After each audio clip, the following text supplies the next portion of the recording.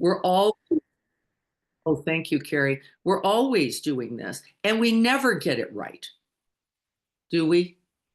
I haven't. I've been doing this a while. So when I say daily, I mean, let's set that as the aspiration. And then I really want everybody to dig in a little bit with a little bit of warriorship that Chogyam names, a little bit of this is the most important thing I could be doing because it is. As John Kabat-Zinn has said, and I repeat often, practice as if your life depends on it because it does. Because it does. I asked for 13 minutes. Does anybody remember why I went for 13? Any recollections? Libby's nodding. What's the reason out there? Guys, who remembers? Your brain needs the 13 minutes. 10's not enough. 10's not actually it. We've got the sweet spot, I think you call that.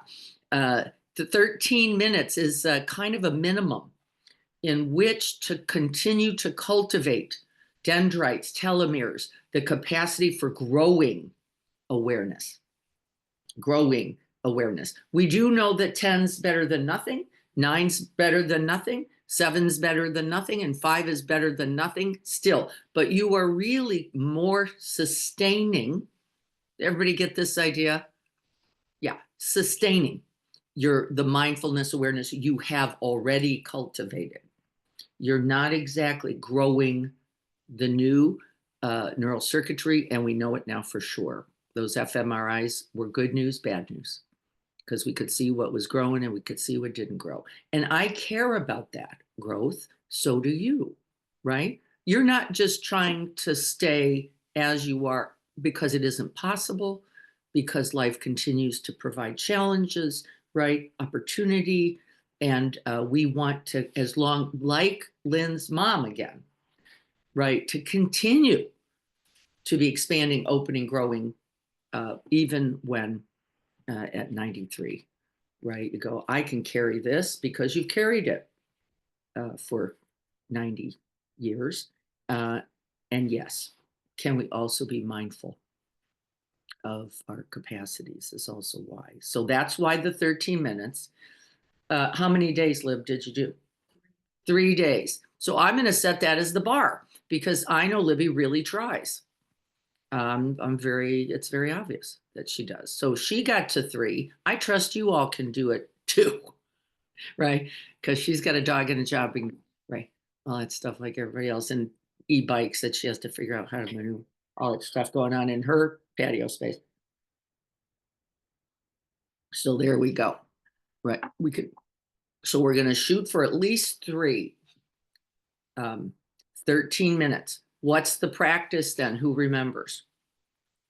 We're going to change that practice today, which is why I want you to have some ground at least 3 days a week in breath awareness practice. What was the practice that I asked for? What? Libby's saying, what are you all doing over there? She's waiting for you to all say something. She's like, what's happening over there? Have they all died? Did they get cut off? No, they're all just looking at me. What? Yeah. What was the practice? Was part of it the describing in detail something in your physical view? Yeah, that's what I did. That's all I remembered of. Yeah, that was right. I sent out a very short note and along with the recording. So I just want to check in on that because it came from a different email, Diane at Everyday Mind. It says practice was located at 23 minutes. Formal daily practice.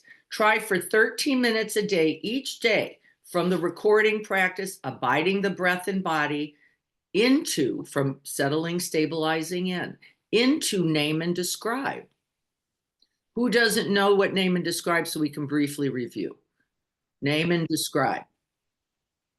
Name and describe on the spot throughout the day, particularly when noticing stress reactivities or when you are hitting a 4, 5, or 6 on the distress scale. Okay. Anybody else? And then I sent a link and the recordings for you to use if you needed. Name and describe. We talked about this. I have to review quickly. Beginning for some people, necessarily who are already overactivated, that means over a 6 on a distress scale of 10, 1 wonderful, 10 terrible, right? If you've gotten to that 4 or 5, you are already at something we call a bridge. At the 6, we are over the bridge, now beginning not only thought distress, body distress, activated body. For some people who are 6 and higher, often people with post-traumatic stress, trauma related, we do not recommend that they first go to the body. If they're activated, we ask that they first go external to name and describe, not calm abiding of the breath. What does it look like? Object, a mandala on my wall, colors, oranges, beiges, tans, turquoise. What is its shape? Circular, but lots of cutouts, very detailed, very cut into, it's layered. It's right. So you get this idea? You're doing that for 2 or 3 minutes, you will what we call run out of language. It's beautiful. Now I'm just in experiencing. What can I do? I can now turn towards the body. What can I do there? Name and describe. Don't even have to then rest in the breath. What could I do there? Noticing a little milky film on my throat from my beverage. Just checked in on that. Swallowing. Eyes up so that I can close my visual door without closing my eyes in front of you. I just noticed that so that I could bring awareness and attention into the body. The warmth of my hands. The pulsing in my hands. This is name and describe. We have some significant research on this practice. We absolutely know if you can name and describe in your daily life for about 2 to 3 minutes, you will move that needle of that 6 on that distress scale back down to a 4. Well, this is big news. Why? A 4 is workable. That's why, right? Something worth practicing. Is there anybody who can't now do that? You can. We're not doing any practice any longer just on the cushion. Chogyam had a very strong feeling about this. He said, every minute is your practice. We're just going to set the practice, the tone, the quality of heart mind in a formal way so that we can carry that with us throughout the day. If you are not doing that formal, let me just stabilize, let me just get into the body, let me just begin the practice here, you will not be able, you just won't be able to do it all day. They're just not, it's just not possible. So practice now is every moment, beginning with a formal practice and then moving. I don't think I received, thank you for letting me know. I will take care of that. Might be, so I don't want to say it for sure. I'd send it out to a lot of folks. Any other feedback before we go into chapter 2, as well as this practice? Any other feedback about the practice from last week? Can everybody recommit to this? Can we get to 3 times? 3 times with that specific practice? If you can't get to that practice, you are going to find the next set of practices very, very difficult. If not, okay, impossible. So just know, we're building on our practice. If you missed first grade, the possibility of graduating high school goes down, right? It's just the truth of our reality. We're growing on skills. Greg, you're on. Is there something you wanted to say before we go? Nope, just wanted to acknowledge what you're requesting. Thank you. And, Greg's so pretty. I love when anytime he comes on, it's good to see you. Okay, so now we're going to start talking for just a minute and then practicing with what I think Chogyam called it. I haven't looked at chapter 2 much today. Chogyam called it something like light touch or touch and go. Did anybody see that in the chapter? Touch and go practice? Mm-hmm. Yeah. So touch and go. It was something like that. Pema calls it light touch. Light touch. Okay, so what's touch and go? I'm going to talk about it for just a minute so we don't have to do the talking in the practice. Touch and go from the Tibetan point of view is making contact with the body, then the breath. Making contact particularly, we've done this practice a lot, in the out breath. Just so you know, they are not equal in this practice. They in breath and out breath are equal in Vipassana. They are as much on the in, as much on the out. Does anybody know why? Greg, who does a lot of calm abiding in and out breath practice. Why do you suppose that one is so, they speak about the importance of the equal attention on the in breath and the out breath. We're not going to do that here.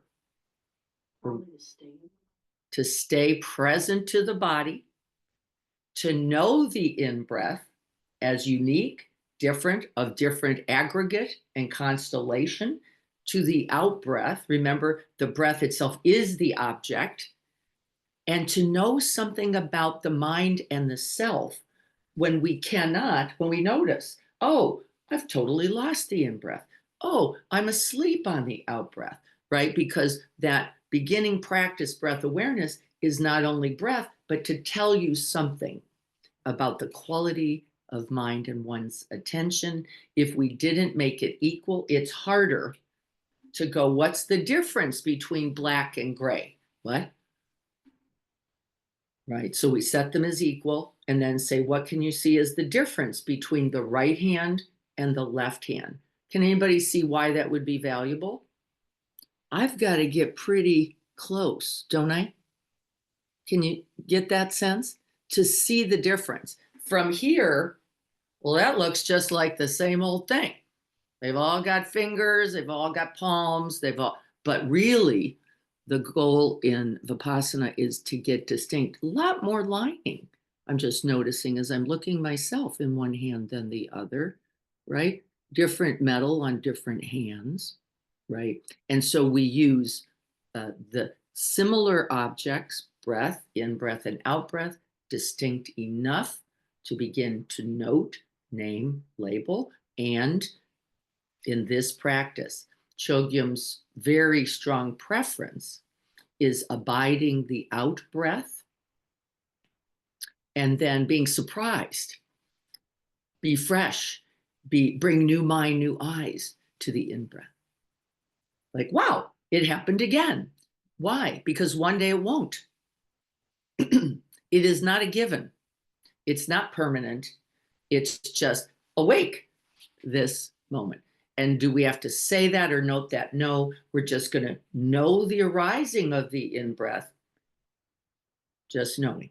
We don't have to but really staying as connected into the out-breath as we can, and that is not sufficient, he said in chapter 2. What did he say? He said, light touch on the out-breath, staying in the experience the whole time, not for part of the out-breath, the whole of the out-breath, in its wave to what?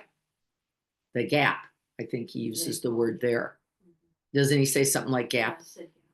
Something, we call it pause, sacred space, empty space, open space, spaciousness, right? End of the out-breath, knowing the end, opening. That's the key instruction. The key instruction is opening into the gap. I don't think he explains that very well, by the way, in chapter 2, right? I don't say, he didn't give enough instructions there. He was not heavy on instruction. He was heavy on inquiry. So it isn't just touch, it's touch into the space, open. What do you think that means? And then we're going to practice it. What does open into the space mean for you? How would that look for you? You're pretty tight on the out. I don't mean tight. I'm not using the right word. Connected. Focusing your attention. Yes, Libby's saying allowing more. Yes, expanding attention, expanding awareness, not staying just in the experience of the out breath, in its sensations, in its experience, in its knowing, but actually touching into the still point and then creating more, a wider attention. Like what do they call that? An aperture? What's the word for a camera? Yeah. That does that? I think it could be It's aperture. Aperture, right? We're going to expand the aperture of the lens of awareness and attention beyond the point into resting, opening back. Everybody get this idea? We have not offered this much instruction on this before, but I think it's important because I saw that he didn't. This idea of light touch or touch and go can imply boop. Well, that's where you said let go. Yes, he uses the word, Libby says, let go. Boycotting. Boycotting, Oh, yes. that's the right I word. love that. Yes, boycotting. Thank you. Yeah. Boycotting what, Carrie? Boycotting the end of your breath. He Yeah. writes it in the book. Yeah. Yeah. So I want you to keep words resting back into the space, opening the aperture into the space, abiding. We're going to play today with staying there one little extra, whatever. I can't say breath. Right? Like, I'm there. And I'll give you the instruction. You get to say, I'm here for a couple breaths, just so you know where you are. We're going to let go of that. You won't need it for the whole time. Okay, let's try it. I'm going to try to find, can you throw me a pillow? There. The He says once experience you of begin- non-experience, he says as well. What does he say, Jamie? The experience of non-experience. Yes, I have no idea what that means. Me It's- neither. Yeah, it's a little, remember I said he's going to say stuff from his advanced training that a lot of people don't get. The experience of just being, maybe we could say. The experience of opening, resting, maybe we could say. The experience of not holding on, not gripping, not, how about that? To anything except what? What do we, except what? You get to rest in something. Breath. No, No. there's no breath here. Not at the end of the out breath, there's no breath. Rest in what?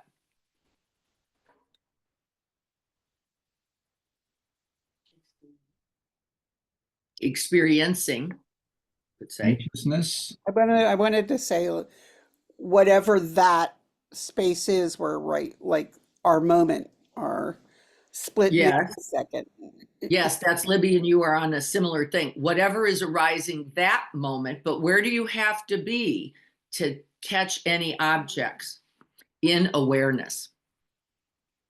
That's what they mean, Jamie, when he says experiencing simply awareness itself. Greg said something close. Greg, what did you say? It's a spaciousness. It's just Yes. completely Yeah. open. One of the characteristics of awareness, still, silent, open space.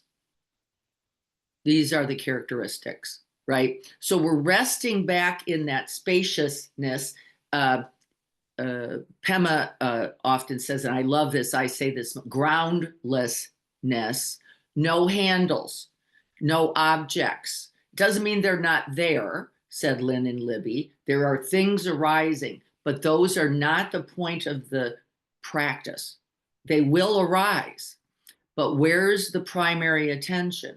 Resting back, vast open space. Now, isn't this interesting? We were resting in luminosity. Remember that? In the Dzogchen tradition, Chogyam is setting us up for this, but only for a dot moment. He's saying, but it's everywhere all the time, actually, right? Secret, but we're not going to shoot for that because he knew that people couldn't do it, that they got caught by the objects, not just the objects external, more primarily the objects internal, continuously. What did we do on Saturday? Noticing thinking. You might notice thinking. We're going to start with a little thinking, I want you to know, called Yay, I've gotten here. Yay, I'm in the space. Yippee for me. I think I felt it. And then we're going to practice letting it go. Okay, so here we go. So finding your upright posture for these practices. Chogyam speaks to that. I appreciate that. Upright, dignified, noble, majestic, anchored.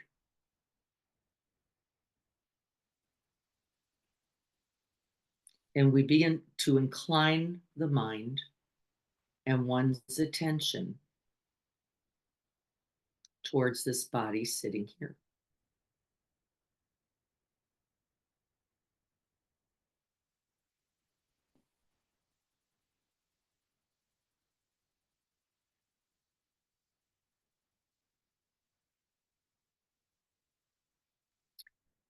Now you are doing, whether you recognize this moment and this function or not, you are actually doing a little bit mini name and describe. Coolness of the toes. Uplift of the in-breath. Weightedness of the body, the hips, as we settle into our Dharma seat.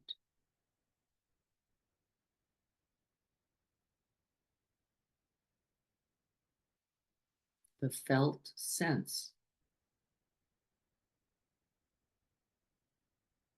the direct experience of this body.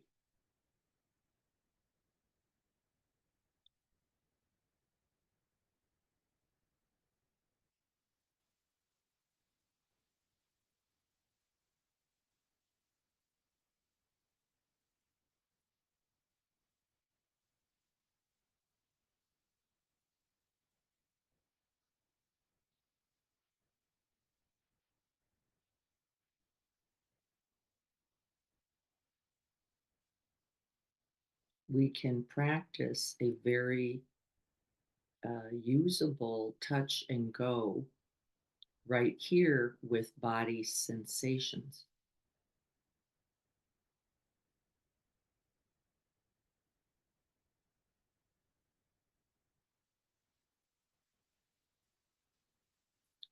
We make contact, we abide, we let go. Returning to the body as a whole.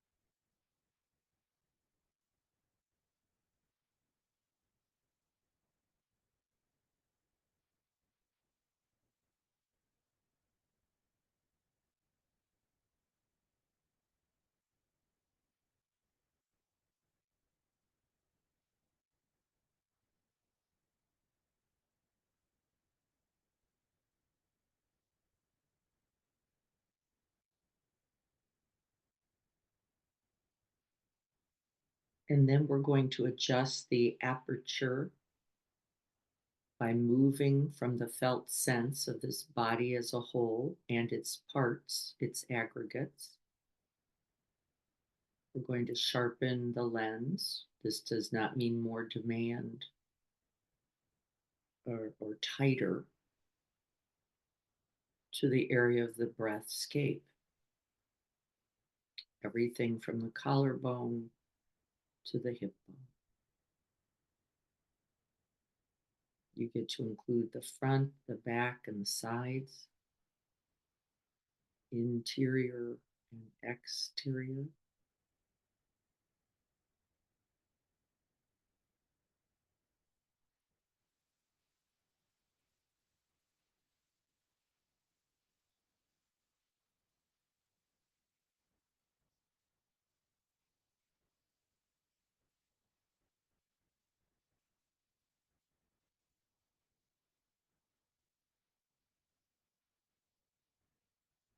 And as we rest in the breathscape, we begin to notice the experience of both the in breath and the out breath.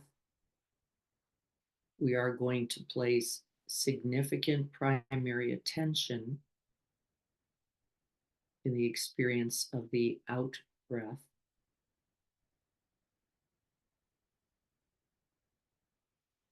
I'd like everyone to come up with at least 3 words that describe the experience for you of the out breath. You're going to keep that to yourself for now.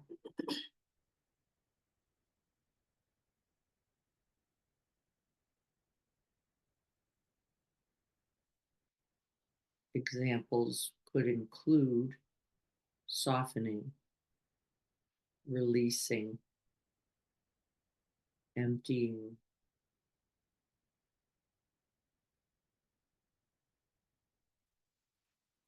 deflating, settling.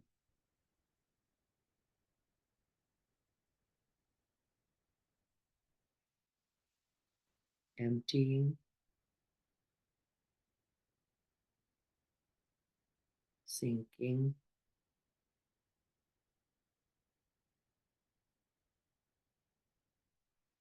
grounding,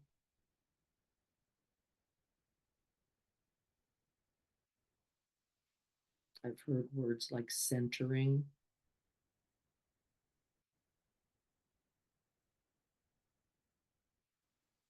see what's true for you.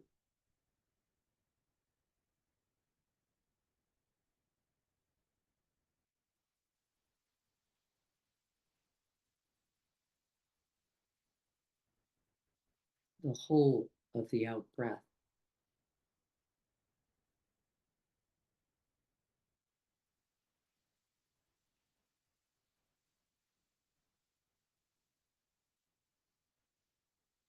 The natural, effortless, already arising, and then settling out breath.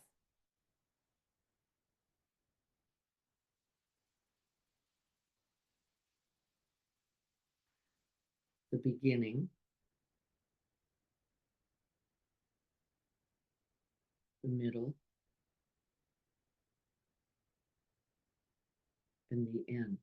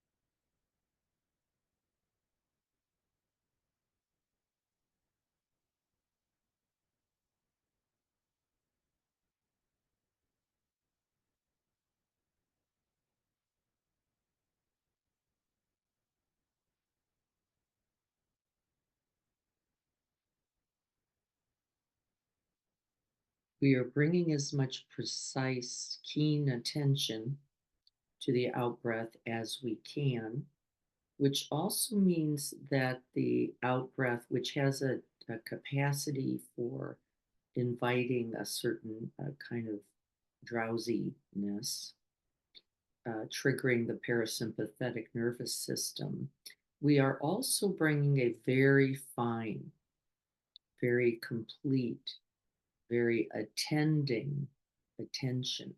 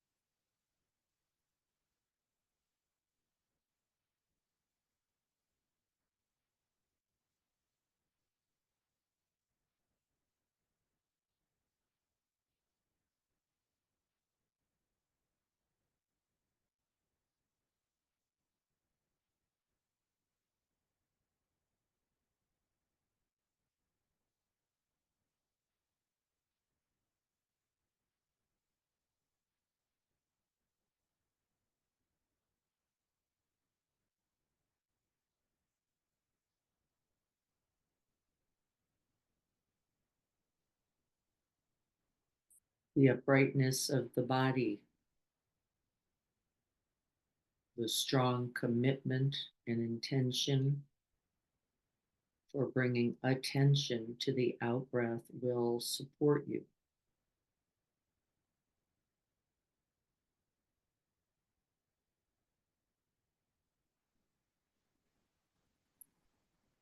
And then we're going to focus the attention simply for a moment on the end of the out breath.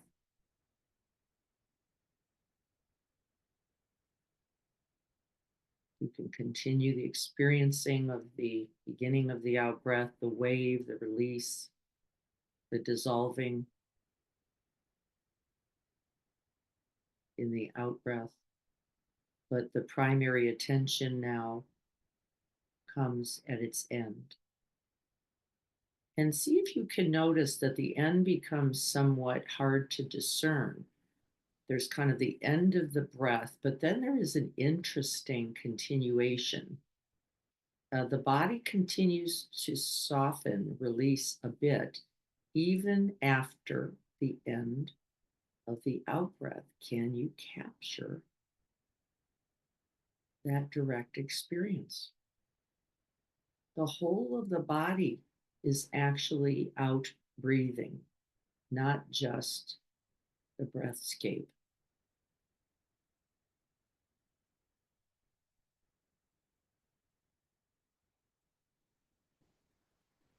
If you get too tight on the end of the out breath, you won't be able to then open when it's time.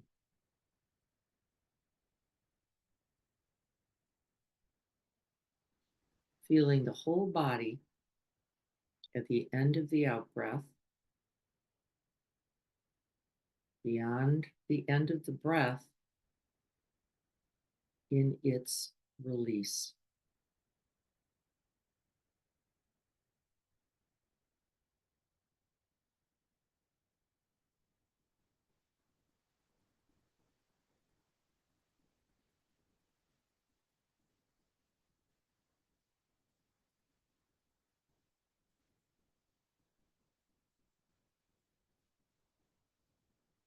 This will invite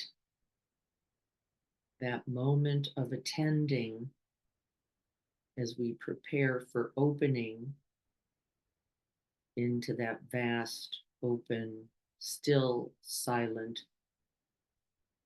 empty space. So we expand a little beyond the out breath, the point of the end of the out breath, into the whole body. In its release, we're allowing that dissolving body, it's often described this way, into and then expanding into open space. This body itself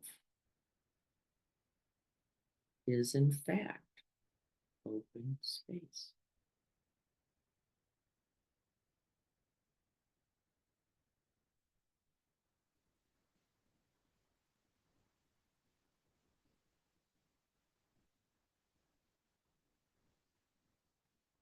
We're not worried about the in-breath at all. We're not looking for it in any way. We're simply riding the wave of the out-breath, catching the end of the sensations.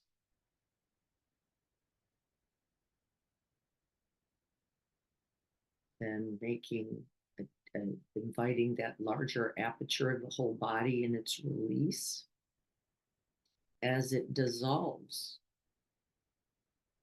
into vast open space,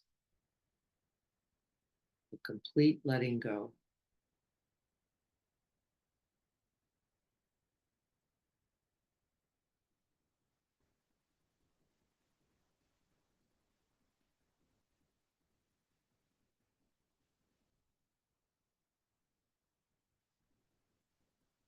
We're going to note that experience with seed syllable dropping in, feeling the dissolution while also opening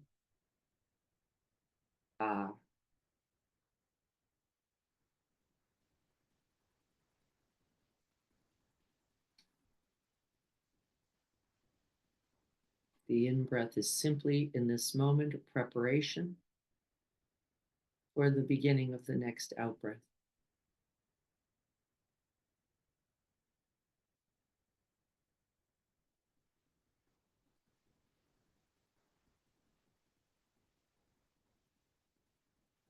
We're resting in open space, even in the in-breath, though we will notice it.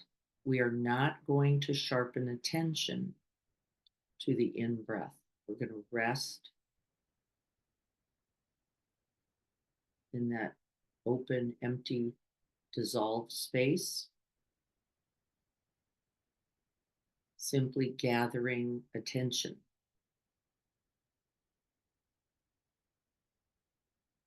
Inspiration, aspiration for the next out breath. Here it is at the beginning.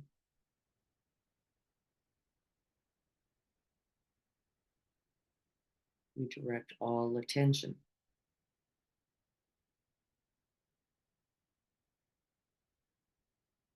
to the out breath.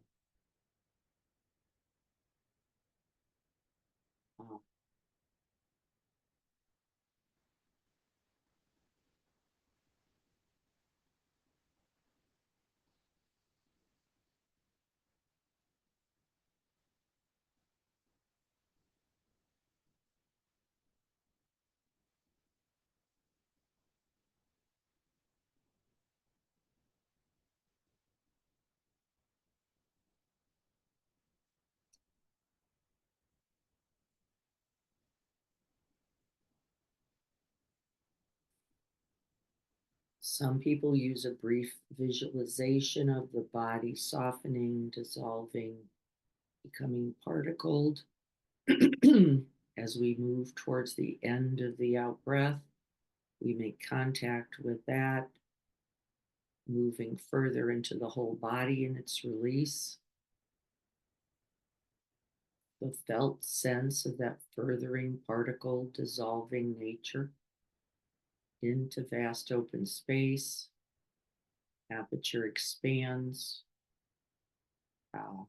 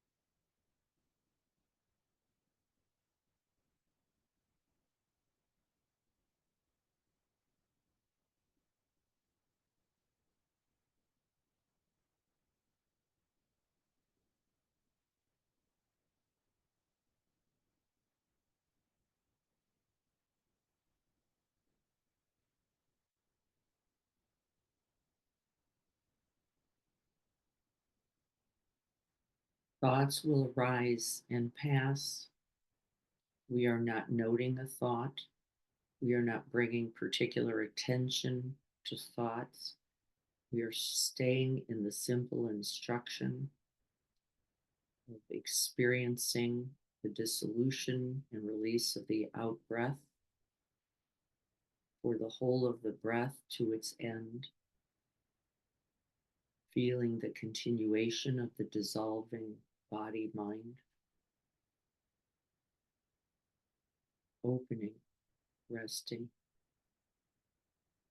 in open space at its end.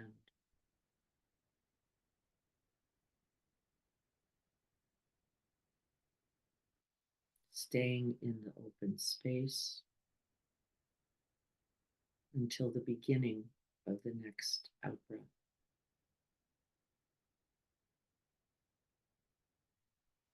Dissolving further.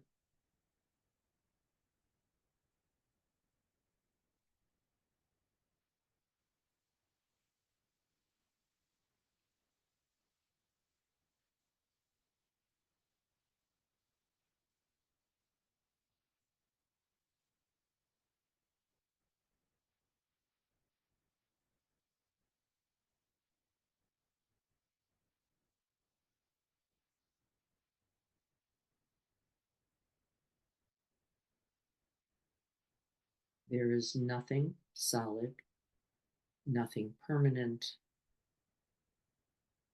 nothing mine.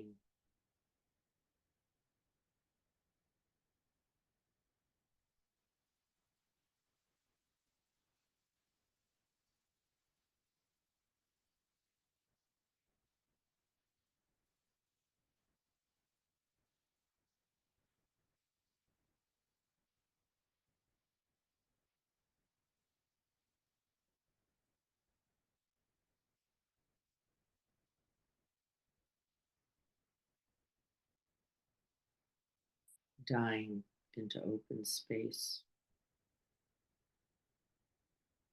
with each breath.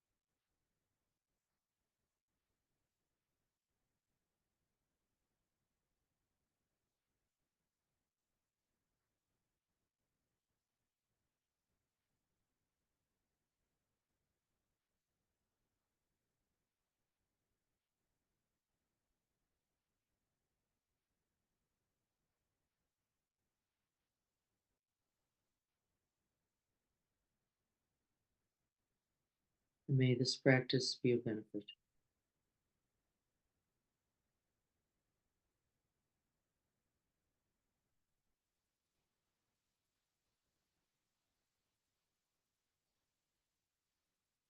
So be it.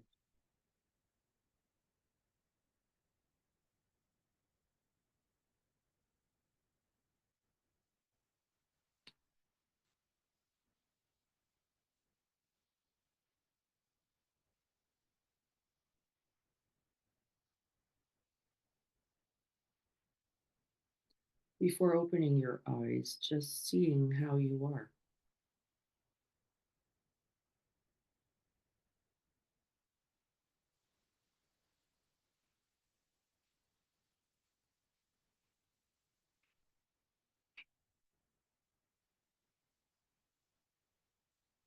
And then checking into the body, inviting any useful, gentle movements.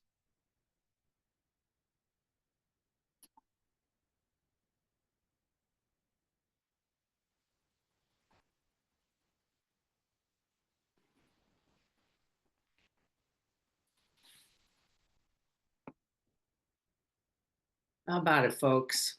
How was that? Libby said lovely. Lovely. Yeah, I don't know. I don't think you're going to find a more precise instruction for this. I don't think so. I don't think it's typically done. Delightful, isn't it true? Not holding anything. And though we are often what? Terrified. Smooth, says Dennis. We're terrified of letting go. It is, in fact, this is its real benefit. No problem. No problem.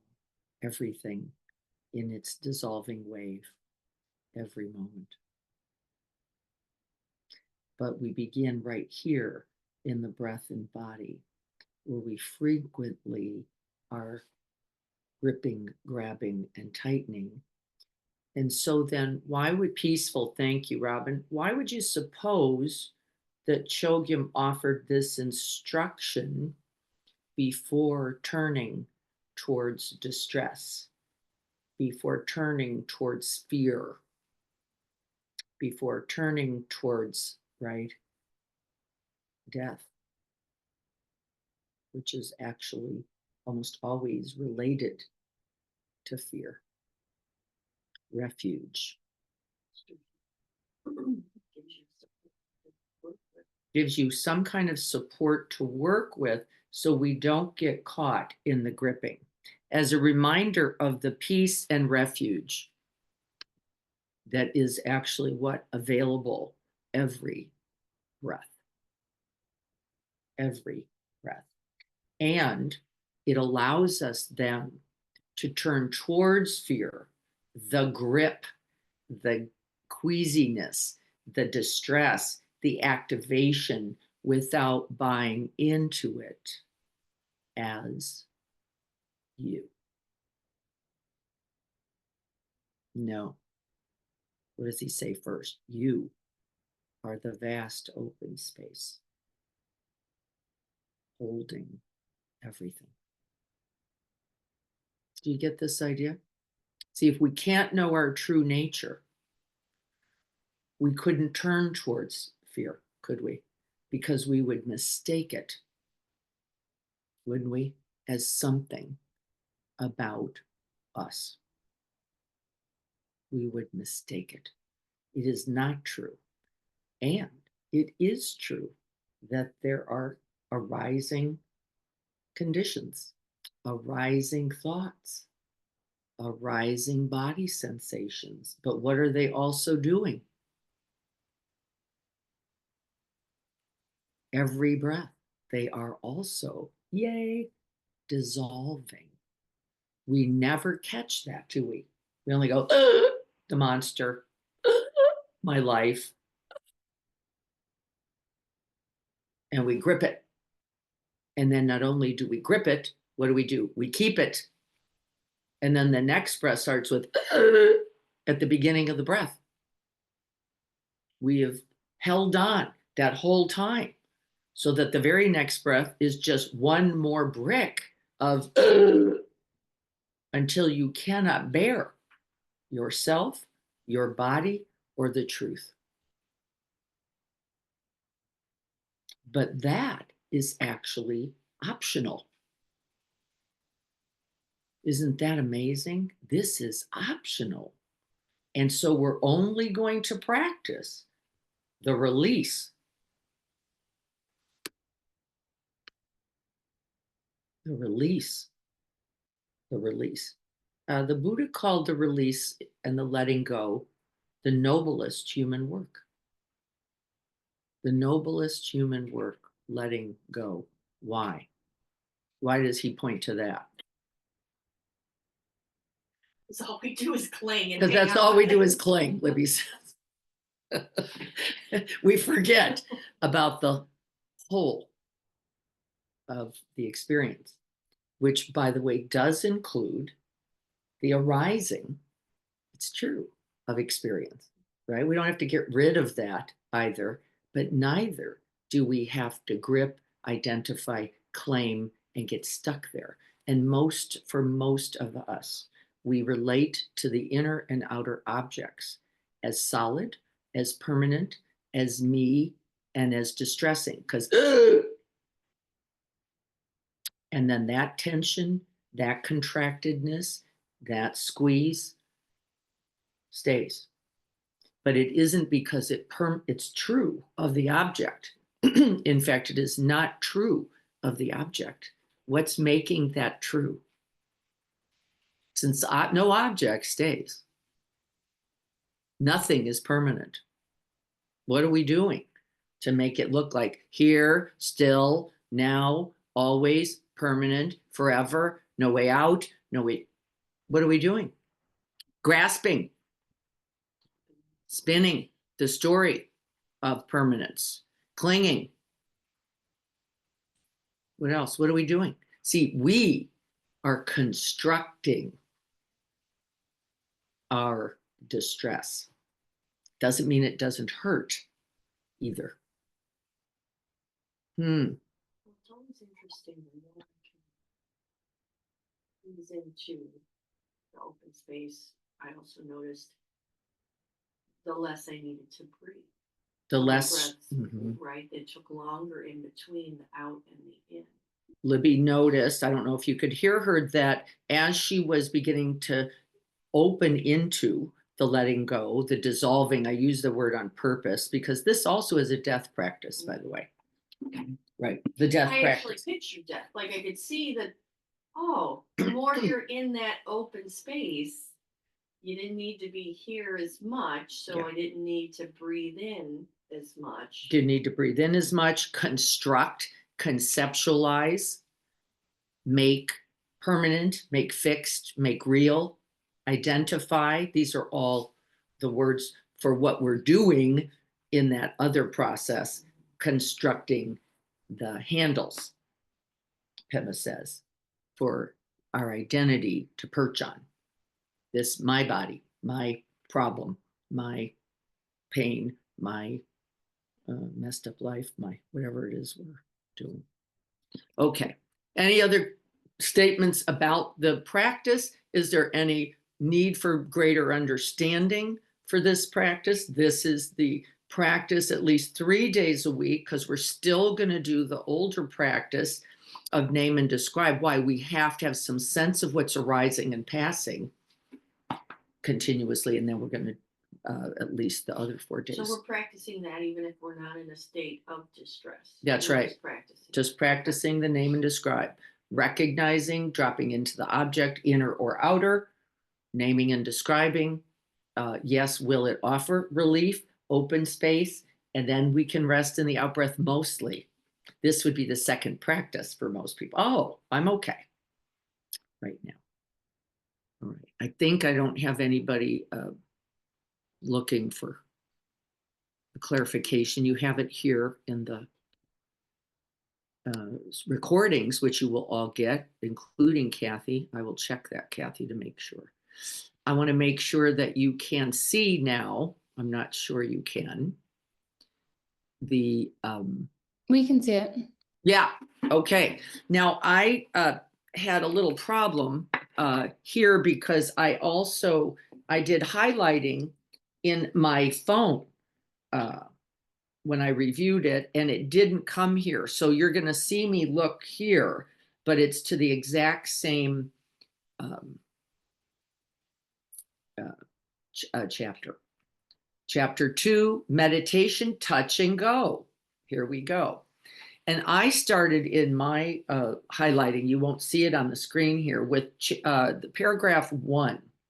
It says, the goodness exists within us, critical to begin with knowing and acknowledging this. This is a very important point. If you start with, I'm failed and fucked up, you're going to find evidence for that.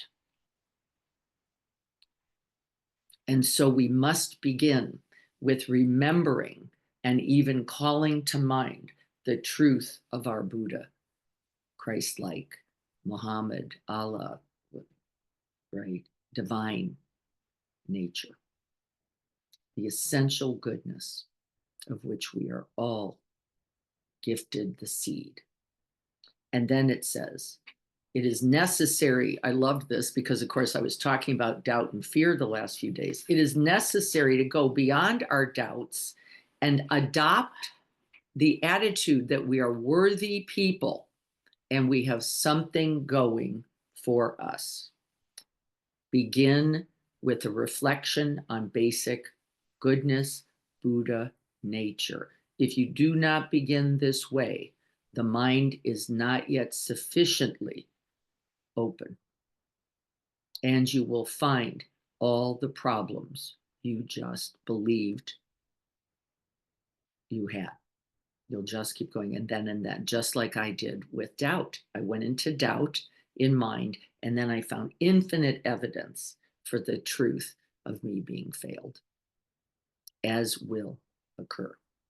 And there was enough of me aware to be able to see, name, and note even that happening, which is what saved my suffering.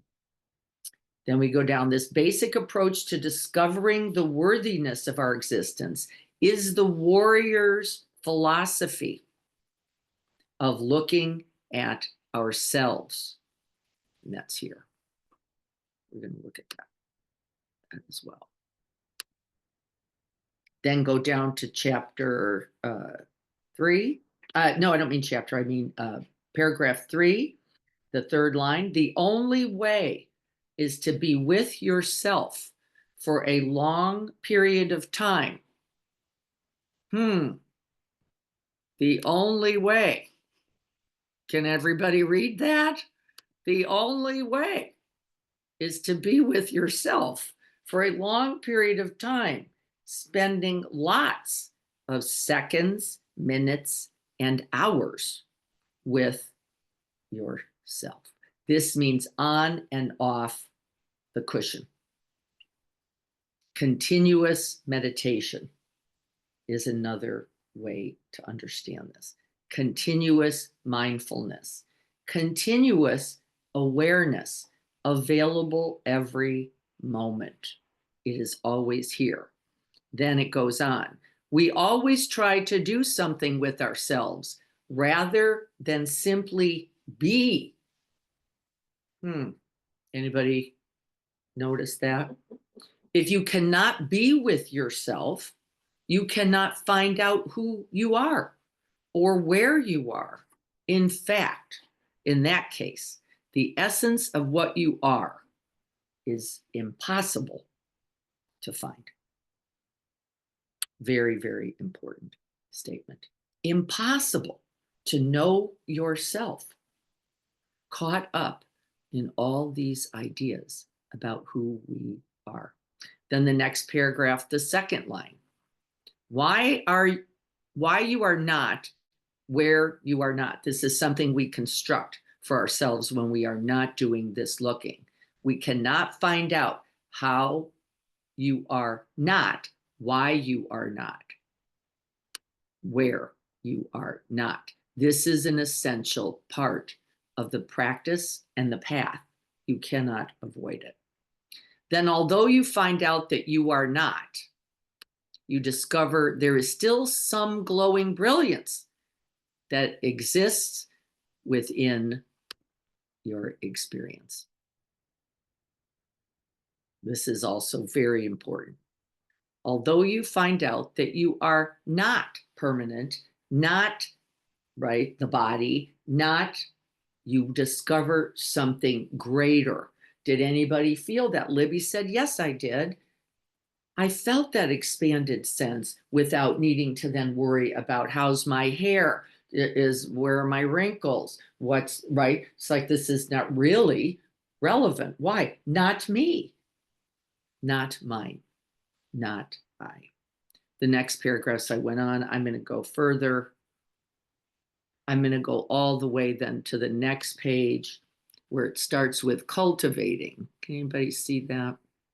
Cultivating mindfulness. Let's see if I can find it over here. Oh, there it is at the bottom. Yeah. Cultivating mindfulness is the attitude that allows us to see ourselves and our world with accuracy and precision. This is also very important. Cultivating mindfulness cannot occur without formal practice. All the on the spots you do will not grow that capacity. They will be available, but they'll come and go. The continuous mindfulness, continuous meditation is actually, from his point of view, required.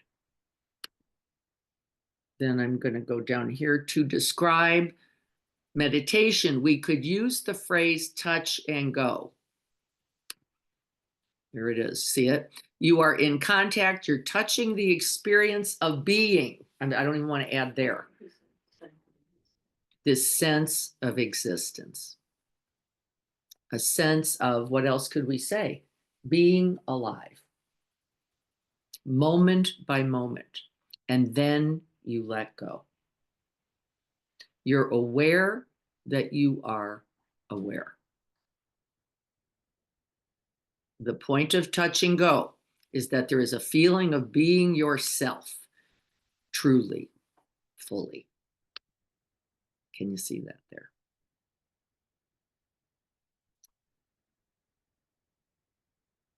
The go part is that you are, I would say, here, and then you don't hang on to it. The go part is that you are here, he writes there, but we get the idea, and then you don't hang on to it. That is the method, right? That's exactly what he is directing us to do. When you meditate, it is recommended that you sit cross-legged. We already know that's not required. There's no point in punishing yourself. It's already hard. The vertical posture is understood to be important, and it is something I am going to ask that people do those 3 times a week as we do this touch and go practice. Can you do name and describe while standing, walking, lying, and sitting? The answer is you can. You can. Do you have to do it for 13 minutes? Not this week. I can't go back to that, but I do want you to do it at least 3 times on purpose for several minutes. Naming, describing inner and outer experience. Practice is very personal and direct, he writes. There it is. That's way down here. Practice is very personal and direct, your own practice, and its wisdom will teach you what else is required from this method, right? You're going to discover things like, oh, that visualization of dissolving body was helpful for me. No, it was completely distracting for me. I didn't even feel the body at all anymore. I didn't feel that sense of settling, releasing. I can't bring a visualization for me. It actually gets in my way. Good to know on all counts. Good to know. So this is why we wake up. What is my practice right now? Will it be the same as the others? No. Will it still be practice and count? Yes. Will it still be of benefit? Yes. Is it right or wrong? No. Good or bad? No. Is it your practice, your path? Yes. Then the next paragraph. The attitude toward the breath in meditation is to become the breathing, not, he didn't say this, the breather. The breathing. The experience, direct experience of breathing is the object, only on the out breath. Breath is coming out of your nostrils, going out and dissolving into the atmosphere, into the space. This is the breath that he wants you to bring attention to. Very important. Then, as for in-breathing, he writes, should you try to deliberately draw things in? That's not recommended here. Just, this is where Carrie picked up the boycott. Just boycott your breath. Boycott your concentration on the breath as you your breath goes out, let it dissolve. Just abandon it, boycott it. Stop being the breather, I say, for the direct experience of the dissolution of the breath and body and of the identified, he doesn't say this, I'm adding it, you. Guess what you're letting go of? All the ideas about me, all the ideas about who I am, what I am, where I belong, what's supposed to happen, what's not. We're letting go of it all, dissolving not only the body then, but the mind that holds the solid identification. You can't do one without the other, the good news. So breathing is in space, he says. I want you to see what that means for you. Breathing in is just space. We're just, from my point of view, and I said this before, cultivating aspiration and intention as best we can. We're staying, right, to prepare for the next beginning of the out breath. We're not thinking, there's nothing to do. We're just using the in breath as an awakening moment, as an energizing moment, as an inspiring moment, so that we can gather our attention for the next out breath. The approach to that is actually no approach. Again, this is where it gets Zen-like. Reduce everything to the thought level. Recognize that all of this is just thinking. Everything else he says that you're going to do during this meditation is nothing but thinking. I like that idea a lot. Where should I take my yoga class? Where can I write? When can I write another article? What's happening with my investments? I hate so-and-so. I didn't get acknowledged during that thing. I would love to be with her. All just thinking. It is constant, but not necessary. It is constant. We could attend to thinking any moment, except he's saying it's not that useful because we end up buying in to these thoughts. Can we simply know a thought as a thought and let it dissolve with the out breath? Can we simply know a thought as a thought, dissolving completely? No truth being needing to be held. Why? No truth needing to be held. Why? You have to come on because I can't see you or write it. Is Yeah. it something like, because then you're still in that clinging, holding place? You know, it's like, I got to have a story, thing. To make me. Make it me, about me, me. Yes. You don't need the thoughts. Yeah. What else is there then, Tanya? If we don't buy into the thoughts as us, what is there? Space and compassion. Yeah. Space. Understanding. Yeah. Filled. Acceptance. Yeah. No control. Filled with open heart mind. Our luminosity. Luminosity is the description of that open, available heart mind. That's the word. Just this. You don't need to name it. You don't need to describe it. You don't need to point to it because it always is already. He's setting us up, remember, for that, dropping into that experience. Tanya said no control. Well, no, nothing to control. No one available to control it. It's a myth. It's a delusion. He's saying, don't do it. Don't grab. You're just going to waste time here in something that's not real. Don't waste your time. And then in the paragraph here, you don't give yourself an easy time to escape the embarrassing and unpleasant moments, the self-conscious moments of your life. Such thoughts might arise as memories of the past, painful experiences of the present, or painful future thoughts, prospects. All those things happen, and you experience them and look at them, and only then do you come back to your breath. This is very important. What he means here is we don't have to get rid of anything. It wasn't real anyway. Neither do you have to focus on them. This is not what he means, which I know some people misunderstood. Neither do you have to get rid of them. Why? You don't have to focus on them, and you don't have to get rid of them. Why? Somebody come on and say, or write, let me look here. Not either. Because it is not you. Because it is not permanent.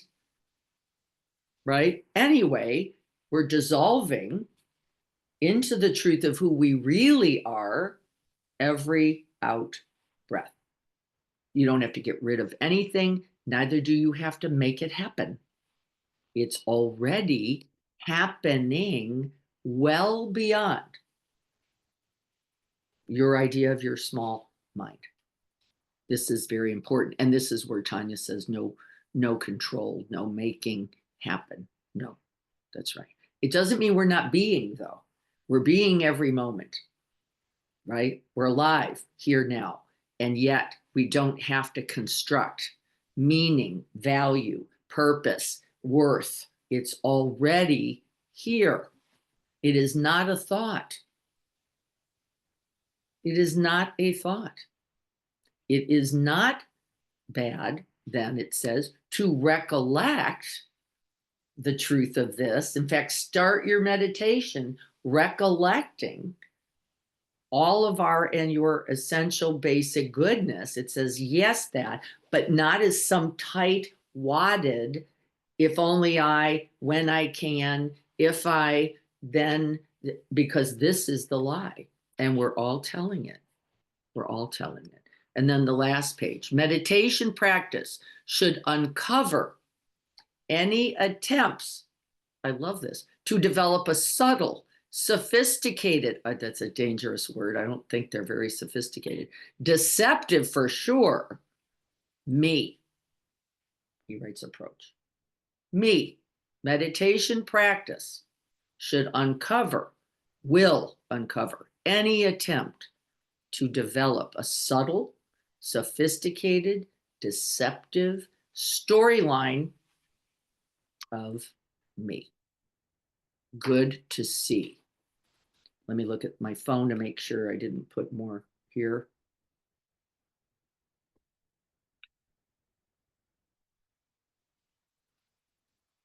Meditating is not like being in prison, and the rest of life is not vacation or freedom. Everything is included. None of it mistaken. However, everything included, nothing mistaken as you. This is the practice, right? So thoughts is thoughts, not a problem. Thoughts is me, big problem. We don't have to be so poverty, it's the last paragraph. We don't have to be so poverty stricken about our life. Seeing ourselves, what? In such a small and diminished way. Right? This is the truth. If your body is hot and you dip your finger in ice water, it might feel good, but it's also painful, not particularly pleasurable. If you really know the meaning of pleasure in its, I would say, true, he wrote total sense, a dip in pleasure is just further punishment and an unnecessary trick that we play on ourselves. Isn't that interesting? An unnecessary trick that we play on ourselves. From the point of view of the practice of meditation, it is not so much about the hypothetical attainment of enlightenment. We don't need to worry about it. It is about leading a good life. In order to learn how to lead a good life, a spotless life, we need continual awareness that relates with life. I love this. that relates continuously with life as it is in the present moment, constantly, directly, and simply. Okay, let's stop there. Everybody get this idea? The experience of this life without judgment. You cannot know this life with judgment. It is exactly correct, Tanya. Life cannot be known in judgment. You've already got a layer, a lens, a distortion put over the truth of life. We're going to go on to the Moon in Your Heart, chapter 3. Could somebody let me know if they need that chapter? I will send it to you. If you do, we have 2 practices, the touch and go practice, formally and informally. Practices every moment, not just time on the cushion, says Chogyam. And that name and describe while sitting, standing, lying, or walking for several moments, bringing you back to the present moment and your life as you are and as it is, without all those feathers, without all those earrings and accessories called the storyline. It will not help you, even when you went, I'm so great. I'm so great. Doesn't work out very well. Right? In fact, it falls apart. I can guarantee. Yes, I can send it. I got it. Thank you so much. Anything else before we go? We'll say our prayer. If you are not practicing, will you gain benefit? You will gain beautiful ideas about practice. Lovely, lovely ideas about practice. This will not help you in your life. But man, so delightful to contemplate. Thinking, thinking, thinking. It will not be there for you. It will not in the time of need. And this makes me scared because I know the ideas are delicious. They're seductive, but they are not sufficient. And so let's not waste precious time. Yeah, like thinking about a golf swing. How the instructions. Read the golf swing, right? How good is that? Yep. I know some people are hanging. We're going to thank you so much. We're going to end with our prayer. Finding that out breath. The at the end. Resting there. Vast open space of this basic awakened heart mind. May I be a guard for those who need protection, a guide for those on the path, a boat, a raft, a bridge for those who wish to cross the flood. May I be a lamp in the darkness, a resting place for the weary, a healing medicine for all who are sick, a vase of plenty, a tree of miracles. And for the boundless multitudes of living beings, may I bring sustenance and awakening, enduring like the earth and the sky, until all beings are free from sorrow and all are awakened. And may this practice be a benefit to all beings everywhere, without exception, including everyone. May it be so this day and always. So be it.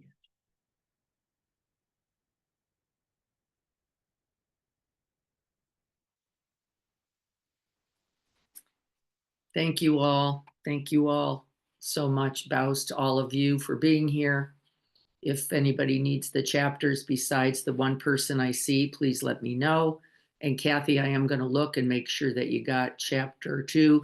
The trick might be that it's coming as a cloud recording where I write the instructions on the top of that. So you might see cloud recording or date and think that's nothing. but the instructions for the week are there. Yeah. All right, everyone, be well. Take good care. I'll see you. Greg will be here on Thursday. I will see you guys on Saturday, but we will not be in the garden. We will not be in the garden because we are going to be at the Thunderdome, several of us, for our special mini micro retreat. All right. If you haven't told me that you're coming, please let me know. Look forward to seeing everyone. Lynn, may your mother be well. May you all be well. Yes, Lynn, sending your mom speedy, healthy recovery. I'm so sorry to hear that she did that, but you know, we always think we're stronger and better. Oh, yeah. We Oh, do. yeah. Thank you Yeah. all. You're so welcome. welcome. Be well, We everyone. love you, Lynn. Take care. Thank you, Diana and everybody. You're so welcome, Tanya. Thank Very you. blessed day. I'll talk to you soon. I'm going to give you a text Great. to catch up with you. I know you're super busy with the project for this weekend, but yeah, We're I'm going good. to text later. I look forward to that. Be well, everyone. Love you. Bye. Bye-bye.